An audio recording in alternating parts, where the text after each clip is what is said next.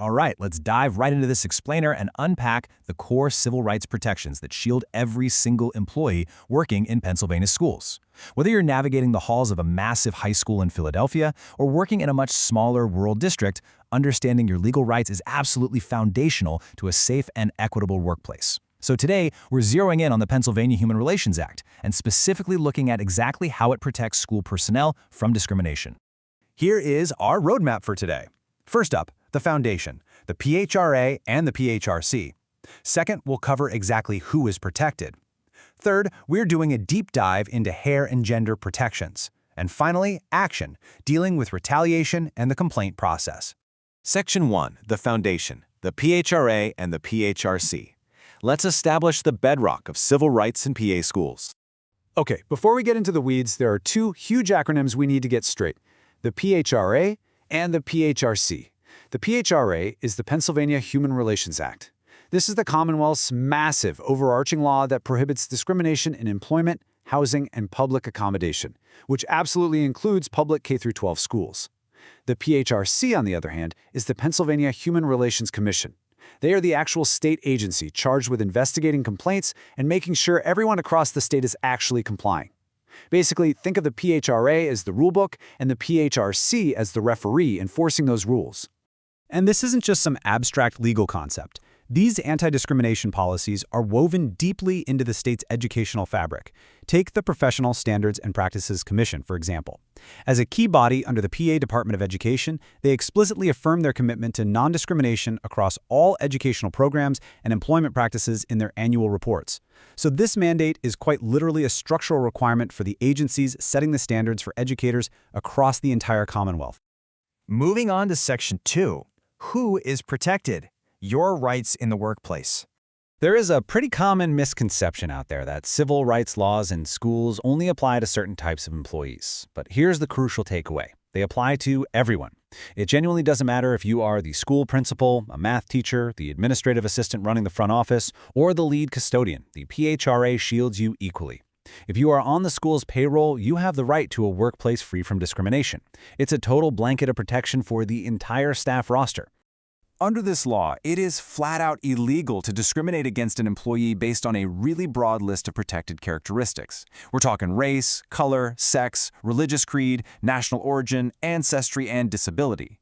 But what I find really fascinating here is that the law also explicitly protects the use, handling, or training of service or guide animals for a disability. So if a school employee relies on a guide dog, that accommodation and the dog's presence are fully 100% protected under Pennsylvania state law. Let's jump into Section 3. This is our deep dive into the expanded protections for hair and gender. What's really great about this legal framework is that it isn't frozen in time. It's actually been modernized to address the realities of today's workplace. A perfect example of this is the recent evolution around the definition of race. Thanks to the provisions commonly known as the Crown Act, the PHRC expanded their traditional definition of race to explicitly ban discrimination based on hair texture and protective hairstyles. This legally protects things like locks, braids, twists, coils, bantu knots, afros, and extensions. So if a school's dress code uses highly subjective, coded words like unkempt or distracting to target natural hair, well, that school is now facing a massive legal liability. To understand exactly why this change was so necessary, we just have to look at the words of the bill's co-sponsors, State Representatives Mays and McClinton. They hit the nail on the head in their memorandum, noting that subtle and overt forms of discrimination occur when individuals are singled out for having hairstyles outside of the norm of what society deems acceptable or professional. This clarification acts as a powerful tool to stop educators from being unfairly judged or punished just for wearing their natural hair to work. And that modernization also applies to how the state defines sex. The PHRC issued official guidance making it crystal clear that protections under sex don't just stop at sex assigned at birth. Instead, the legal protection now explicitly and broadly encompasses sexual orientation, transgender identity, gender transition, gender identity, and gender expression. It's a very clear, definitive directive ensuring that LGBTQ+ employees and students are firmly protected from discrimination in Pennsylvania schools.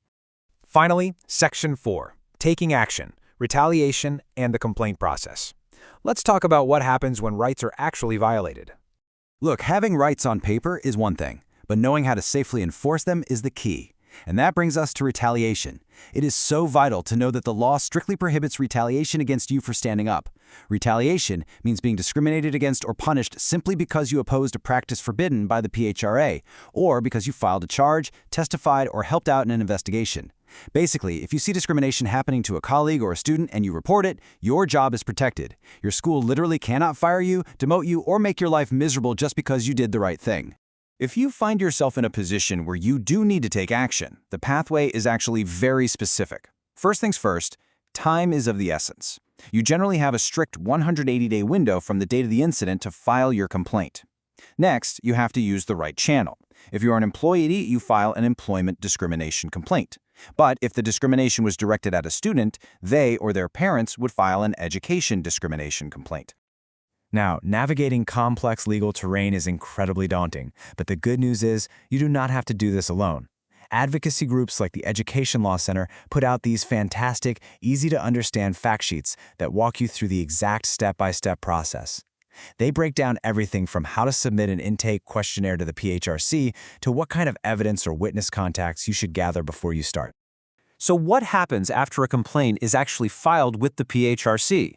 Well, it follows a highly structured flowchart. The complaint gets docketed and served to the school. From there, it moves into a fact-finding investigation, and there's often an option for voluntary mediation. If the commission determines there's probable cause that discrimination did happen, it can escalate to a public hearing and ultimately a legally binding order for the school to comply if they can't reach a settlement. One extremely important note about this entire process: the state mandates that it has to be accessible to everyone. To ensure equal access to justice, the PHRC provides language translation services as well as necessary accommodations for people with visual and hearing disabilities. You just have to request them. They guarantee that language barriers or disabilities will never stand in the way of a person fighting for their civil rights. So as we wrap up this explainer, I want to leave you with something to really think about. We've just seen how robust the Pennsylvania Human Relations Act is, how it covers everyone from the front office to the custodians, protects natural hairstyles, and explicitly safeguards gender identity and expression. Knowing these broad protections exist for literally every single employee, does your school's daily culture actually reflect that? Does the employee handbook or the dress code mirror the inclusive letter of the law? It is absolutely a question worth asking to ensure every educator has the safe, equitable environment they deserve.